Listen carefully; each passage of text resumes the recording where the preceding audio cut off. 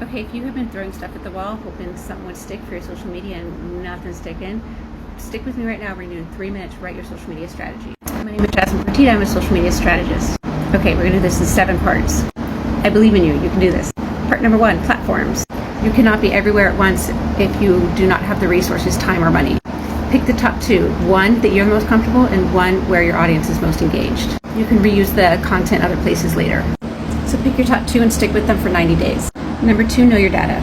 So now that you know your platforms, again, one where they're most engaged, even though they'll be going to be everywhere, and one where you're most comfortable. Okay. Now that you know where you're going to be, make sure that those accounts are business accounts so you can get extra analytics and write down what your analytics are now and start getting ready to track them every month so you can look for trends. Number 3 is going to be audience. I do this totally fucking different than everybody else. Most people tell you to just think about who you want your audience to be and who your stuff is for and who you're problem solving for. Sure.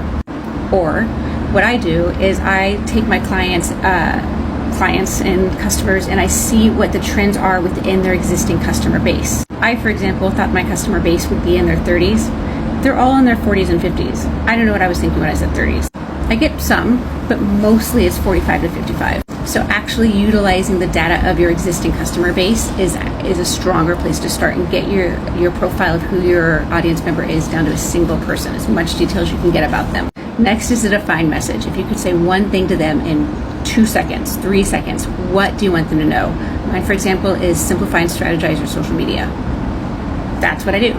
So when you think about Nike, it's just do it. You know, any kind of brand, large brands, you can see they get it down to a phrase, not even a whole fucking sentence.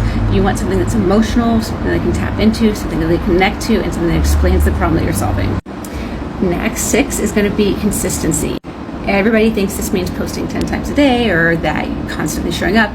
It does mean showing up regularly. It doesn't mean daily, but it also means consistent message. Have that message everywhere. The same on your website, on your socials, on your landing pages, all of your business cards. All of it should have the same messaging. This is where you build that trust factor. And this is why I tell you to do the batch content. You can check out my other videos for that. Because when you create all your content at once, all the messaging is the same. And that leads me to the final 7th step, which is content creation. If it's too big of a machine and you can't fucking do it and it won't allow you to show up consistently and it's too much to upkeep and you can't sustain it, fuck it. It is too much. Consistency is much more important than how you are creating your content. Come up with the simplest system you can, and this is something I work through within your existing processes in your business. Where can you put it in your existing communications with your virtual assistant or your marketing director, whatever your situation is at your work? Create something simple, sustainable to give you consistency. Save this so that you can come back to it and do it again, or to the 2-hour version on my link.